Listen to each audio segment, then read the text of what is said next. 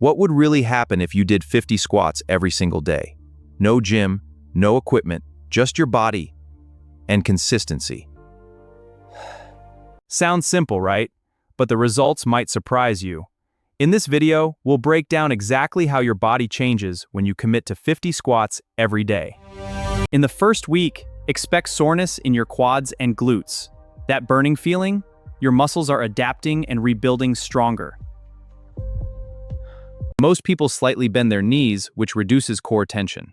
Fully extending the knees and tightening the quadriceps instantly increases abdominal activation. By week 2, your lower body starts feeling more stable and powerful. Walking, running, and climbing stairs become easier. Your movements feel smoother, and your glutes begin looking tighter and more toned. By the third week, consistency starts paying off. Your balance improves, coordination sharpens, and your endurance begins to skyrocket.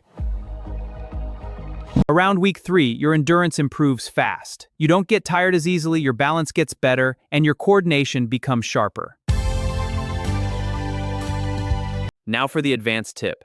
Pull your belly inward as if trying to bring your belly button toward your spine. This deep abdominal contraction turns the plank into a brutal core exercise. But let's keep it real. 50 squats a day alone won't turn you into a bodybuilder. For serious muscle size and extreme strength, you'll eventually need added resistance. Still, daily squats build an incredibly strong foundation. They improve mobility, flexibility, blood flow, and help keep your knees, hips, and ankles healthy.